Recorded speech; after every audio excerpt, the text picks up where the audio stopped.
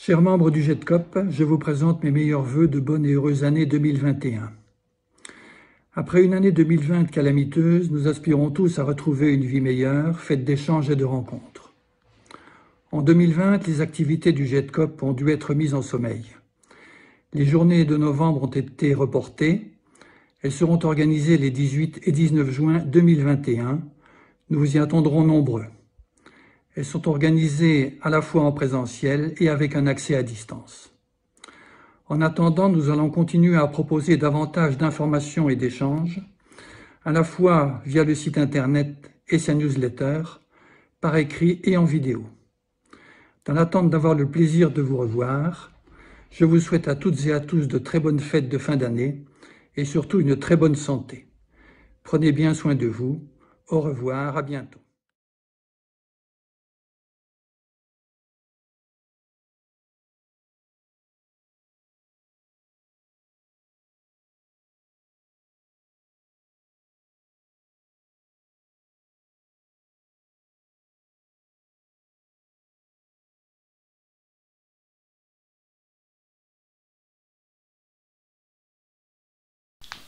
Bonjour, je m'appelle Laurel McEwen et je suis une anthropologue américaine avec une spécialité dans l'anthropologie médicale.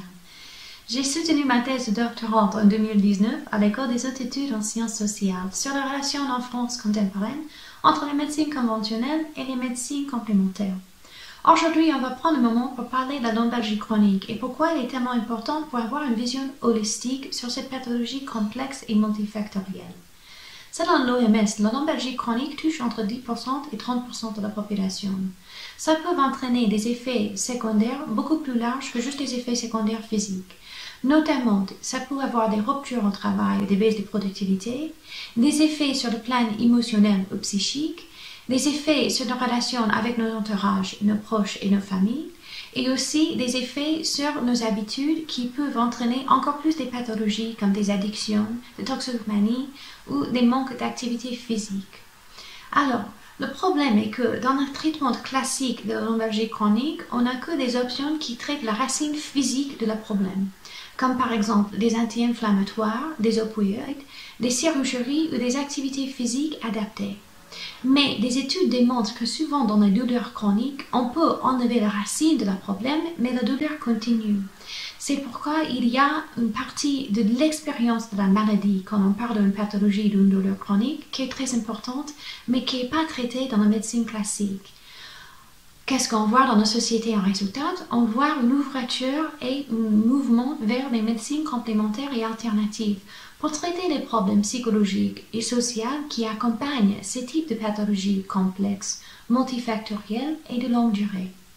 Donc c'est pour ça que c'est important d'avoir cette vision holistique, parce que quand on prend la patiente dans sa globalité en compte, on peut traiter non plus la pathologie physique, mais aussi tous les autres facteurs de vie et de la vie sociale qui peuvent être liés avec cette pathologie.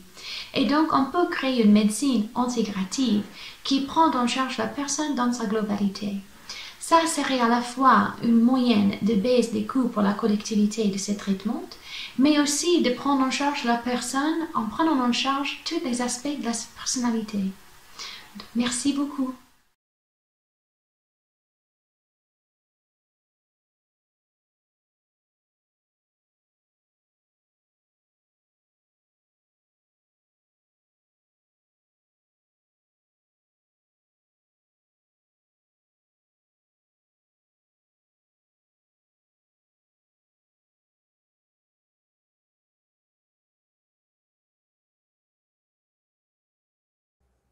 Bonjour à toutes et à tous. Je suis très heureux de vous présenter le thème que j'avais prévu pour ce GEDCOP 2020. L'idée était de vous présenter une nouvelle approche de la gestion des lombalgies chroniques à partir des trigger points en lien avec les signatures motrices. Quand je dis ça, la première chose qui survient, c'est l'étonnement, et je peux le concevoir puisque c'est un sujet quand même très récent. Ce qu'on appelle la signature motrice, en fait, c'est la façon de bouger qui est unique. On pouvait déjà bouger de deux façons d'un point de vue locomotion, avec une marche par le haut, une marche par le bas. Donc un déclenchement de la motricité qui n'est pas la même selon la préférence de la personne. On peut voir aussi dans d'autres dimensions d'espace, là c'est dans le plan transversal, des rotations de ceinture pelviennes et scapulaires différentes selon les athlètes. À gauche, on en voit un qui a une grande mobilité entre le haut et le bas du corps. Et à droite, un alignement au contraire des deux ceintures pelviennes et scapulaires qui dénote une autre motricité. Un travail fait par une équipe de Nantes a pu montrer qu'on avait ces mêmes signatures dans la façon de bouger. Là, ce sont deux mouvements classiques, très standardisés, qui sont le pédalage et la marche, avec 30 cycles qui ont été réalisés par chacun des sujets, normalisés par rapport à leur force maximale, ce qui est une règle quand on travaille avec les EMG pour pouvoir voir des choses qui ne sont pas biaisées. Là, ils ont montré 4 exemples de sujets qui ont fait ces exercices de pédalage et de marche. Et on voit très bien que chaque sujet, malgré la similitude de mouvement, n'active pas du tout ses muscles de la même manière. De là, le concept de signature ou de préférence motrice, et ce qu'il en découle, c'est-à-dire une sollicitation des muscles qui sont différentes selon les personnes, et donc des trigger points qui vont être spécifiques aussi selon les personnes.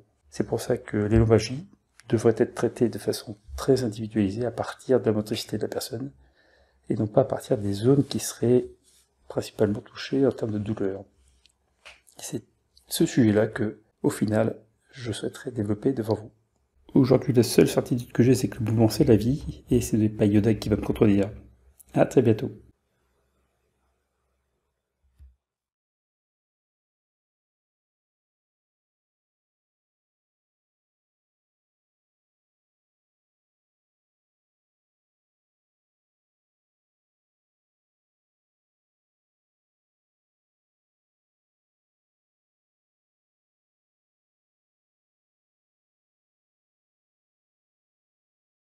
Je comprends tout à fait votre question sur la différence qu'il peut y avoir entre les pratiques devant une lombalgie du médecin, de l'ostéopathe ou du rebouteux. Je comprends tout à fait votre intérêt et je vais vous montrer quelle est la différence. Suivez-moi. L'approche du rebouteux est essentiellement musculaire.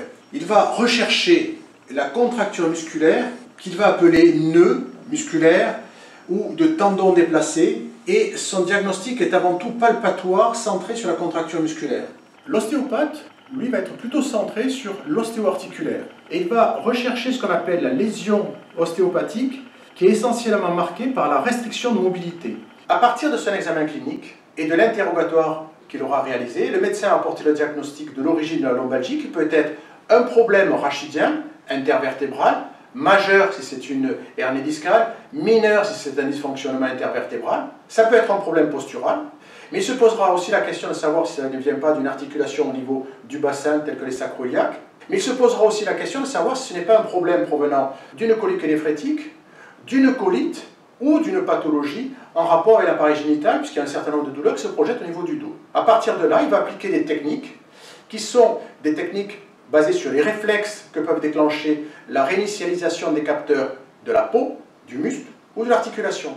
Et toutes ces techniques sont une synthèse du savoir-faire des rebouteux qui ont traversé nos âges, amélioré par nos connaissances actuelles dans le domaine de la santé.